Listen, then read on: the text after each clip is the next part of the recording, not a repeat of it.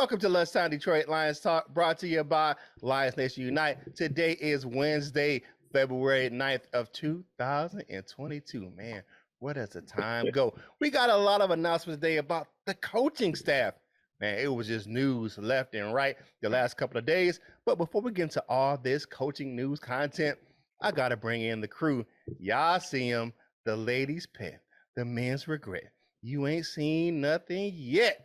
You know his time is coming up on Monday. Valentine's Day, dog. Watch your ladies. It's LL Cool Toys. What's up, my dude? I didn't know what I was like, Monday. What the hell? But what's up, Prowl Nation, and good morning. And y'all see him. That's my dude. He is the boxing pride of Jackson, Michigan, the defensive line coach extraordinaire. Who? Coach Jones. Who is Coach Mike Jones? What's going on, Lion fans? Let's get this thing started right now. Let go. It's Detroit Lions Talk, baby.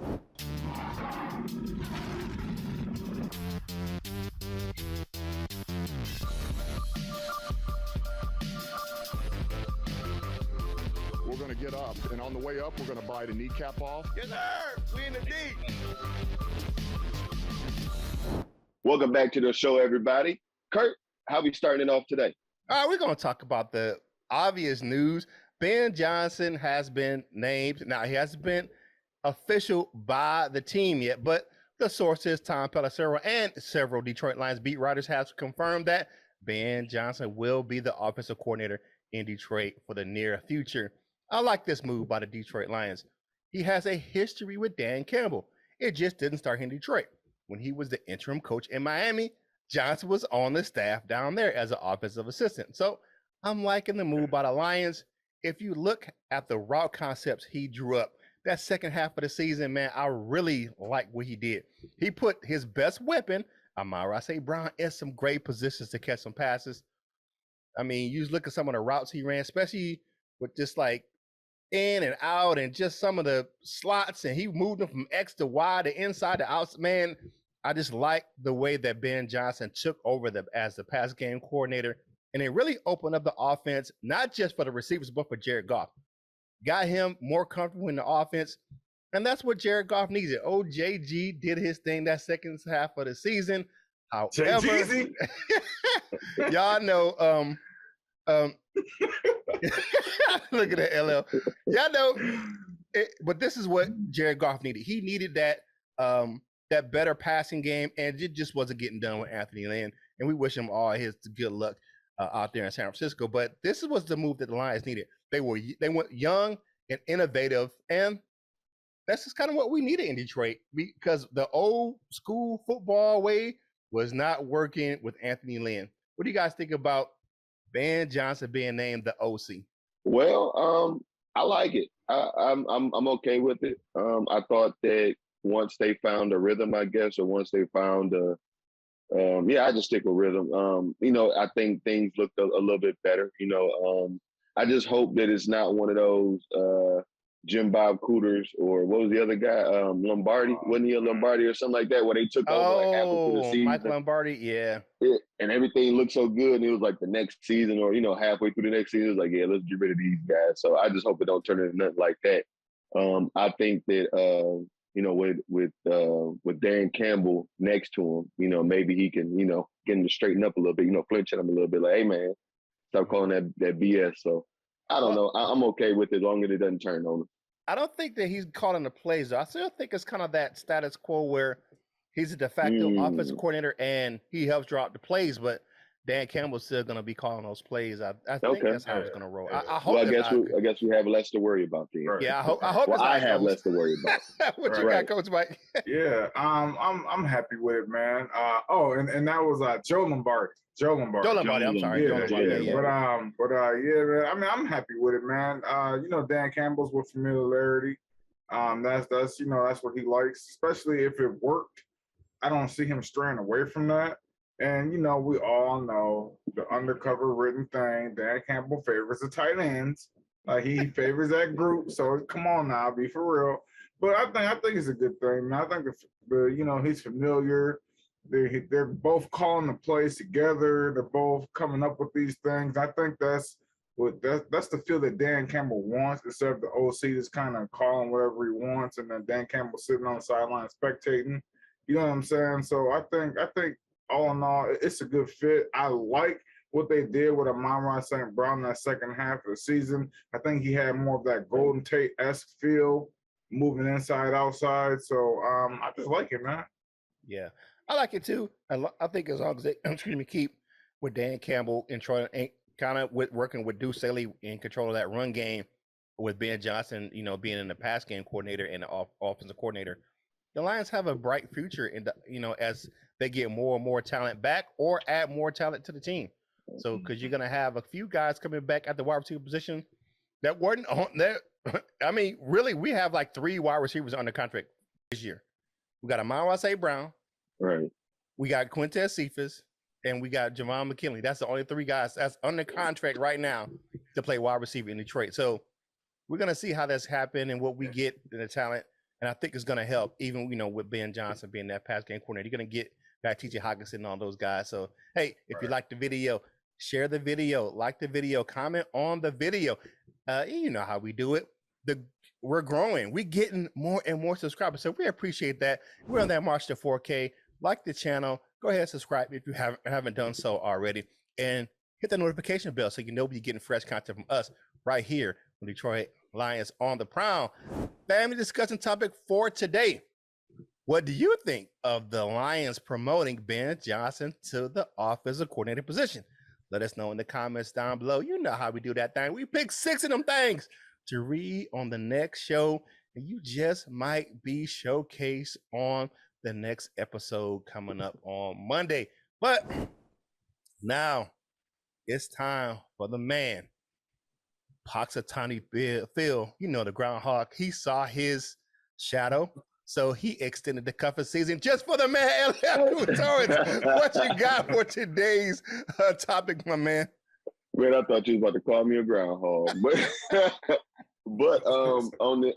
for today, the topic is Aaron Glenn is staying in Detroit for now. Very selfishly, I am excited about that. I don't want him to leave, at least not yet, especially after what he had to say. He said he wanted to stay here. He wants to be the best defensive coordinator that the Lions have ever seen. I don't really know how hard that'll be, but I think he is on the right track, and I really want him to stick around. I want this group to stick around as long as they can, because I really have great expectations. I have high expectations for him, at least in my head. I think that the great things are on the horizon. So I'm glad that he's sticking around, again, very selfishly.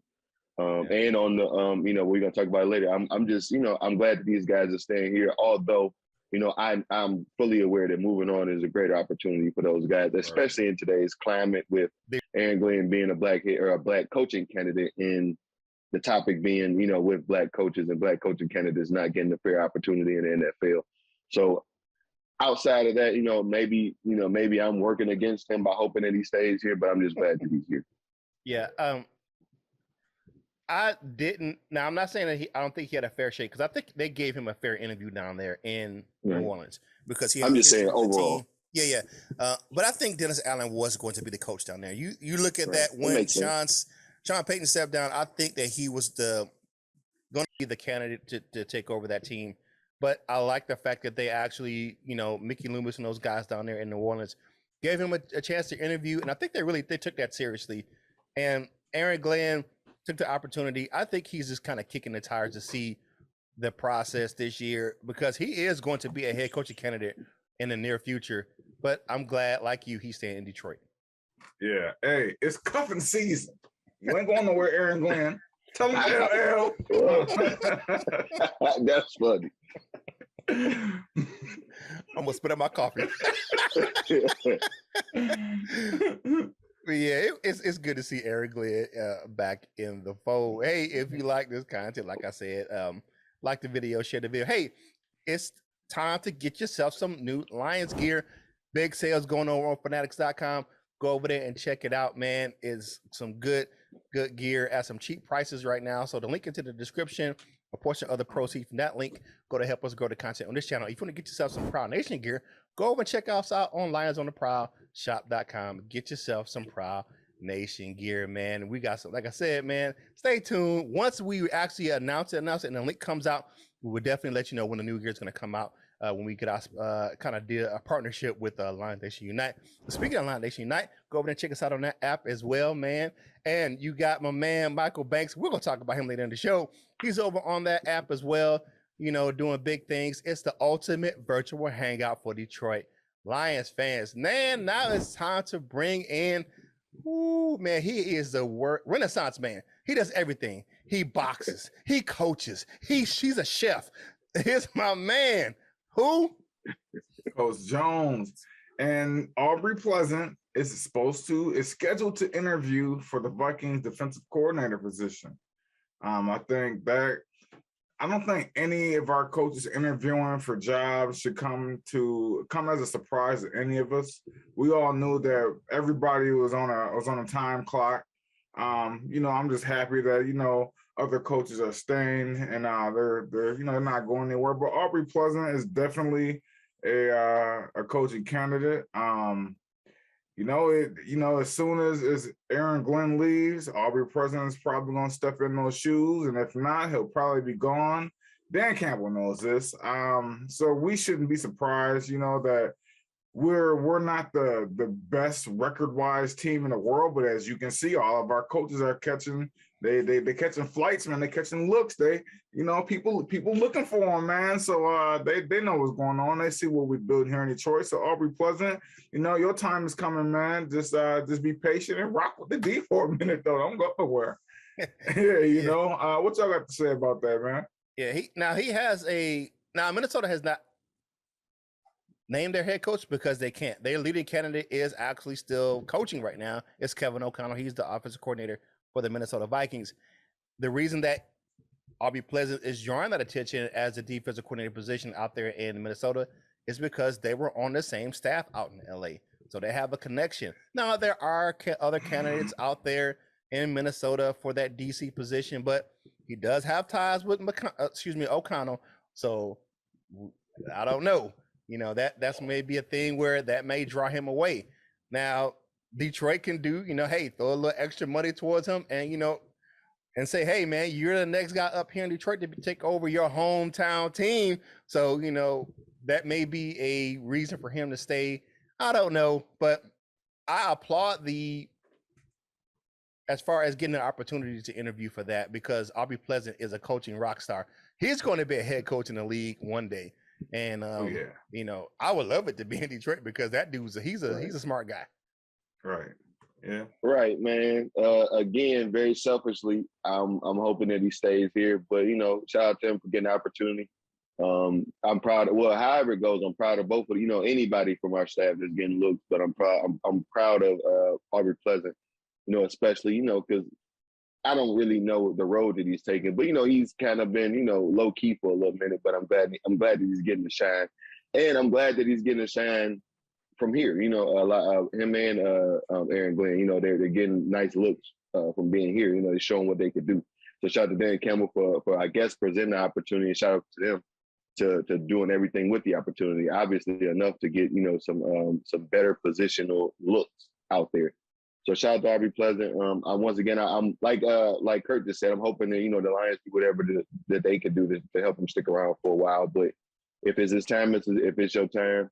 And once you cross that line, you're an enemy, man. Fuck the Vikings, and you know how it goes. Right. Yeah. I think all these coaches knew it was a pit stop. All of them knew, this is my interviewing shot right here in Detroit.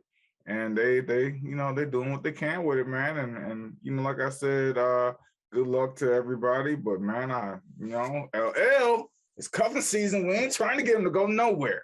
If you like this content, subscribe to the channel, hit that like button, and help us get this content out to more Lions fans just like yourself. We're trying to grow, man. We on that march to 4,000, man. That's 4 of them. You know what I mean? But what's up next, Curt? All right, so what it's time for us to do. It's time for us to zip our lip and see what you had to say on the last show. It's time for the comment cards, baby. Now, the first one we got today is from JGB. He says, fun fact, Leon Barney was the only player in NFL history to have a pick six on his first play of his career and the last play of his career. Wow. I did not know that. He says, one pride or don't ride. And he gives a strong arm in the line emoji. Hey, man, that is I did not know that. That's a great fun fact, man. You know what I'm saying? I like that nugget of information. So thanks, JGB. Yeah, that was a good one. Our guy, Turner C. Burley, says, I told y'all Aaron Glenn will be back because New Orleans wasn't going to hire Aaron Glenn. I guess you told us, Turner. Yeah, you did. But I'm glad. You know, however it shook out, I'm glad that he's here. But I know he's going to be leaving soon. Thanks for the mojo, Turner C. Burley. We needed him back. Right. Keizu Ninja, he laughed 3 times. He said, actually, I did holler out just like you started on my comment when you said not just any black guy because of his skin. Ultimate respect, bro. And yeah, I just don't want nobody hiring people because they're black. That's not what I want. Man, doesn't make any sense. Right. There's many that are qualified and deserve a fair shot, but we from a different time when the idea of black QB was just unthinkable. Now look, and that was a rocky road in the NFL, but you know things are changing for the better, and I'm happy with it, man. Yeah, that was a terrible era in the NFL. You know, right. They were making black quarterbacks change positions, play cornerback or wide receiver or whatever. I mean, and we're talking about not too long ago. Look at Cordell Stewart. You know, that wasn't too long ago where they were, you know, he's a slash guy. You know, they just didn't want him to be a quarterback. They wanted him to be so many other things. But now, look what's going on in the NFL. All right, you know who it is, friend of the show. Cap Ice Cold, baby. So I have to admit, it feels good to have everyone trying to grab our coaches. I don't want them. I want to lose them, but it is fire. You know what? I do like that. And Dan Campbell said that when he put this coaching staff together. He said, we ain't gonna be together long, so we got to do what we can do while we're together, because he knew that these guys that he put on his staff were going to get poached by other teams. Yep. Right. I agree. Twan, shout out to Twan, says one of the guys who stood out to me was Channing Tindall. There was one play during kickoff where he just came out of nowhere. Freakish LB speed. I was unfamiliar. I want to look him up. He's another Georgia linebacker. Georgia got a bunch of good linebackers coming out this year. A senior. So maybe I wouldn't mind it. You know, let's see how it goes. Shout out, thanks for that, Twan. Yeah, they got 3 of them, man. Right. Cassandra Braden says, I'm so happy that Ben Johnson officially became the OC of the Lions. Great in-house hire. I love promoting within Detroit versus everybody. And yes, man, it is good, man. It's just, hey, I like it, man. I approve. Yeah. So. And you hear a lot of Detroit media speaking highly of Ben Johnson. Even some of the players. You look at T.J. Hawkinson, some of the things he said, talking about his aptitude, especially his creativity. And you look at Amon-Ra St. Brown and other pass catchers. I'm interested to see what he can do with even more talent, because Randall L said, I want them to draft 2 wide receivers and bring a guy in from free agency. So to get younger and faster at wide receiver, I'm interested to see how our passing game is going to look next year. We're gonna do all of this to give Jared Goff some people to miss some more. However, it's got to go, I suppose. Whatever's clever. But, thank all of you guys for your comments. Of course, throughout the show, leave us comments. We'll pick 6 of them to be read on the next show. But we're going to go ahead and slide from there to everybody's favorite segment of the show, and that is the Dessert with your man, Curt. What's going on, man? Dessert with your man, Curt is brought to you by Delightful Bites, custom cookies, and desserts for any occasion. If you like how they look, you'll love how they taste. Go over to Delightful Bites over on Facebook. Links in the description. If you want to just contact her directly to order some cookies or some desserts, you can go over to Gmail and email her at delightfulbites18@gmail.com. Now, I got to give a big shout out to my man, Michael Banks. He is a Lions super fan. He is the finalist for the Ford Hall of Fans. He was nominated a few years ago by Barry Sanders. He was nominated and he didn't make the finals that time, but he got it this time. He is headed out to Super Bowl 56 on Thursday. He will be out in LA, and hopefully he gets the nod this time. they actually go into the Hall of Fame. So people know that like that Hall of Fans is in the actual Canton. So if you get selected for that, you are actually will be immortalized in Canton as a Hall of Fans member. So good luck to my man Michael Banks, Mr. Boot Up himself, going out to LA and getting that thing going. Now it is and I have to be remiss. Yesterday was my man Curtis Williams still the third. That was his 25th birthday. My man did his thing yesterday. I'm so proud of my son, man. Happy birthday, my dude. We had a good time yesterday. We ate. We had brownies. We did all the thing. He just kind of, he had all his favorite meals yesterday, and we just kind of chillaxed and enjoyed his birthday. So happy birthday again to my son, Curtis Williams, still the third, AKA Pooh Pooh. That's my dude, man. We always hold it down. All right. And if you don't know, my son, Curtis, has autism. And I never change a hair on that dude's head because he wouldn't be who he is if things were different. So that's my dude. I love him to pieces. And Dad, proud of you, man. And happy birthday again.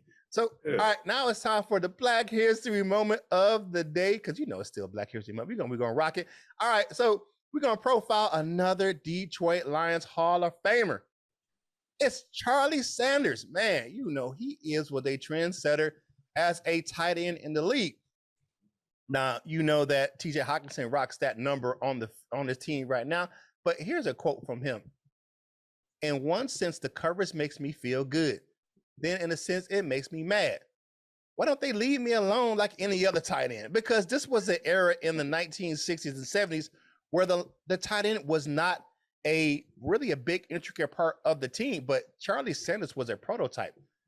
He made 7 Pro Bowls in his career, had 4,817 yards receiving during his career from the 60s to the 70s, 336 receptions, 10 seasons with 31 touchdowns. That was pretty big for that era of football because tight ends were not utilized. Okay, he was a collegiate star in both football and basketball at the University of Minnesota. His athletic prowess drew the attention of the Lions, who selected him in the 3rd round of the 68 draft. Not surprisingly, my man came on the scene like gangbusters in the NFL. Now, this was the era, like I said, the tight end served more as a blocker and not really a pass catcher. Opposing defenses were caught off guard as Detroit Lions quarterbacks Greg Landry and Bill Munson made Sanders one of their favorite targets.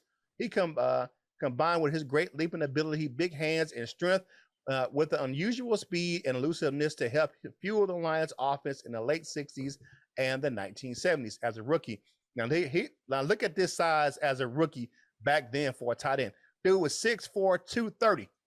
That's a pretty good size for it. That's a good size for a tight end today. He hauled in 40 passes for 533 yards and a touchdown his rookie season. Now, his singles greatest game of his career came in that season finale as a rookie. He had 10 receptions for 133 yards against the Washington Redskins. Sounds like the first game of who? TJ Hawkinson had that against the Arizona Cardinals. Remember that a couple of years ago. Sanders was the lone rookie to make the Pro Bowl in his first year in the league. The dude made several. The dude was a first-team All-NFL for 3 straight seasons. Following that, he ran all-pro years. The dude suffered a shoulder injury in 1972, which is the year I was born. But the forced him to miss some actions, but however, he recovered quickly and came back to his all-star form. The dude was a all-conference selection in 1969, 70, 71, 74, and 1976. He retired in 1977, and he was named to the NFL's All-Decade Team of the 1970s. Hall of Famer Charlie Sanders is our Black History moment right here for today for Detroit Lions on the Prowl, man. Charlie Sanders was a trendsetter in the NFL at the tight end position, man, and he's one of those guys that a lot of people don't talk about it being a trendsetter in the tight end position. But that is your dessert. Hey, Kurt. What's up? I want to let y'all know something. Little quick fun fact. What's up? I fought on the undercard with Charlie Sanders' daughter, Mary Jo Saunders. She was the welterweight champion for women's boxing for a few years in the early 2000s. Yeah. So I actually got a chance. I got a picture with Louis Delmas, Boss Bailey. Boss I'm not, Bailey. yeah, and a few of those guys around that time. Yeah, man. But Mary Jo Simons was a very, very good fighter. Yeah, she was good, man. I think she lost 1 or 2 fights in her career, man. But I just wanted to let y'all know that, man. I was happy to be on that undercard one day, you know. Well, look at that, man. Black history just flowing all through the show today. That is your dessert with your man Curt, brought to you by Delightful Bites. Delightful Bites. Get your cookie on. Now it's time to walk on over to that wall of fame, baby. All right, today we got my man Detroit Drew. You know, he always holds it down. Then we have Crystal Wiley's in the building. John Kapler, Bo Gagrius, Justin 10K, and my man, the Flintstone Jim Bo G is in the building, along with the king of everything. He is the Everything King. Several members. We got Jason Portis, Batman of the 313, John Martin, Shannon Peck, Henry Wallace, and Go Lions. Now, on the Go members, which is the Go members meeting, will be today at 3 p.m. So check the community tab for the link for today's Zoom call meeting with the Go members. We got Mr. Reliable, who's just always there, Michael Huck, my man Larry McQuiston. We have a new Go members, Mr. Michael Lewis. Welcome to the Go members family. Then we got Random Flag 606, Miles Gibbs, Just in the D, and Mr. Rough and Raw himself, North End Kid, is in the building. To become a member of the Wall of Fame, click the Join Now button down in the description. Now it's time for final thoughts for today's show. What you got? My man LL, King of the Cuffing Season, is up first. I hope too many ladies I know don't watch this because they're gonna be confused. Right? Like, what the hell is this cuffing season associated with this guy for? But shout out to everybody out there. Shout out to the Lions coaching candidates again, major looks out there. Very proud. If you gotta go, we understand. If you want to stay, I understand it even more. I'm hoping that the Lions do whatever it takes to help them to stick around. You know, and to help us build this thing as high as it can go. So shout out to those guys. Shout out to everybody out there. Have a great Wednesday. Eat some good food and be kind. Right on. I got a couple things. First of all, I want to say rest in peace to my grandfather. He's the last of my grandparents actually that were alive. So he was 91 years old. He lived a long life. His mom lived to be 102. So yeah. So I hope those genes kick in. But yeah. So rest in peace, my grandfather Emmett Buckles. And I just want to say, man, the Lions have a lot of potential candidates a head coach. So don't be alarmed when you see our coaches start to fly off the shelf. Be happy because we still got Deuce Staley, we still got Hank Fraley, we still got Antoine Randall, we still got Mark DeLeon, we still got Aubrey Pleasant. You know, for the moment. Yeah. So I mean, you know, at any given time, you know, these guys aren't going to stay and be the backups, man. These guys are auditioning for their future spots, for their careers. So just enjoy it while it lasts, man. Enjoy the ride, and they're gonna help build this roster up before they vacate, and that's what we want in Detroit. So, you know, shout out to them, man. All right, definitely. All right, my final thoughts for today's show is like you guys said, they can't stay around forever, but I thought we get the most out of them, these coaches, while we have them in the D as possible. You know what I'm saying? And we start, you know, getting his team on track. I think we're changing the culture now. So once we can get the culture changed, we can get the wins up, and this team can become successful and start making some noise. Let's think about this. I've said this a couple last week. The Cincinnati Bengals were where we were a couple years ago. They had 2 wins 2 years ago and 4 wins last year. So, and now they're in the Super Bowl. So hopefully we can change this thing around and get us, so, you know what I'm saying, some good young talent and get in the Super Bowl in the near future. And I missed a shout out on Monday. I shout out to my brother Steve, brother Steven Scott Smiley. He turned 59 on Monday. So happy birthday, bro. I did call him and say happy birthday, but I do got to give him the shout out. You know how we do it as well. So it is what? It is hump day, baby. It's Wednesday, man. Stay on your grind. And you know what you got to do for your crew. You know what I'm saying? You got to crack them crumbs off your face, finish your drink, and get back to work, baby. And whatever you're doing in life, you know what you got to do for the crew.